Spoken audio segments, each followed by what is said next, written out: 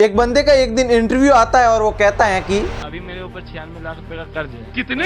फिर से उसका दूसरे दिन इंटरव्यू आता है और वो कहता है कि लोग 96 लाख के पीछे पड़ा है, हम 1 रुपया नहीं आ रहे। ठीक है, क्लिप वायरल हो जाएगा, रोते हैं तो वायरल हो जाते हैं। इसके इंटरव्यू से ये तो साफ साफ जाहिर हो जा रहा है कि ये सच तो बिल्कुल नहीं बोल रहा है, क्योंकि जितने इसके इंटरव्यू है उन सब में ये अलग अलग बातें बोल रहा है। तो ये बंदा है जो अपनी बात को इस तरीके से रोककर प्रेजेंट करता है कि इसकी क्लिप वायरल जाती है और लोगों को लगता है कि ये सच बोल रहा है और आज के दिन ये ट्रेंडिंग टॉपिक है। पर सच तो ये है कि इसके ऊपर कर्ज हो ना हो, इसने इंटरव्यू से पैसे जरूर कमा लिए होंगे। तो चलिए दोस्तों, इस टॉपिक पर आज की वीडियो में खुलकर बात करते हैं। एक हिमांशु नाम के बंदे का इंटरव्यू आता है जिसमें वो रोते हुए कहता है कि उसके ऊपर 96 लाख रुपीज का कर्ज है और वो बिहार का रहने वाला है। और वो रोते हुए अपनी पूरी बात को बताता है कि उसके ऊपर कैसे 96 लाख रुपीज का कर्ज हुआ है और उसने कर्ज का वजह है जो सबसे बड़ा गैम्बलिंग और सट्टेबाजी को बताया है। तो इसी के दूसरे दिन आज तक पर एक वीडियो आता है जिसमें एक अक्षर नाम का बंदा कहता है कि मैं हिमांशु से मिल चुका हूं, मैंने उसकी हेल्प की है। वो एक बार पेन बेच रहा था और कहता था कि मैं बहुत भूखा हूं, मुझे खाने के पैसे चाहिए, मैं पढ़ाई भी करता हूं पर मेरे पास पैसे नहीं है। और वह इसी तरीके से भावुक होकर लोगों को अपनी स्टोरियां बताता है और लोगों से पैसे हड़पता है। और इसी को लेकर 2-3 बंदों का इंटरव्यू आता है, उन्होंने भी कहा है कि हमने भी हिमांशु की हेल्प की है, पर उन्होंने कहा है कि हमें स्टोरी अलग तरीके से बताई है। इसके 4-5 दिन बाद हिमांशु का एक और इंटरव्यू आता है जिसमें हिमांशु कहता है कि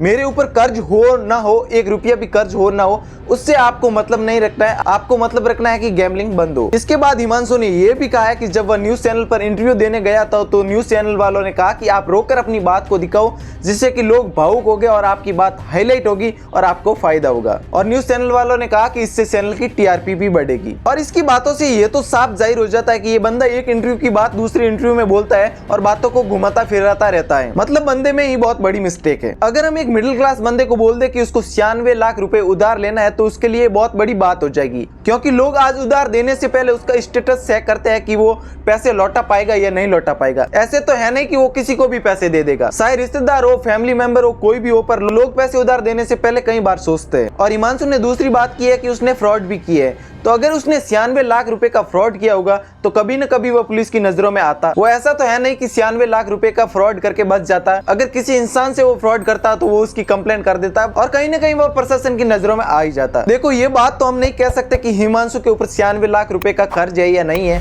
क्योंकि उसकी बातें वही जाने। पर उसने पॉडकास्ट और न्यूज चैनलों में जिस तरीके से अपनी हाजिरी लगाई है, वहां से ये बात तो जाहिर है कि उसने कुछ न कुछ तो कमाया ही होगा। तो दोस्तों, दूसरी बात है कि गैम्बलिंग से दूर ही रहना चाहिए, क्योंकि अगर लाखों लोगों की भीड़ में 5-10 लोग कुछ पैसे जीत भी जाते हैं तो वहां पर पैसे लगाना बेवकूफी वाला काम होगा। तो दोस्तों, पैसे कमाने के मामले में शॉर्टकट वाला तरीका है वो ना के बराबर काम करता है। अगर इससे अमीर बन जाते तो भारत का हर एक नागरिक करोड़पति होता। तो ये वहम अपने मन से निकाल दे। बाकी वीडियो को लाइक जरूर से करें और अपना कमेंट करना कि ये चीजें सही है या नहीं है और बैन होनी चाहिए या नहीं होनी चाहिए। बाकी चैनल को सब्सक्राइब करना जिससे कि आपको सोशल मीडिया की सारी अपडेट मिलती रहेगी।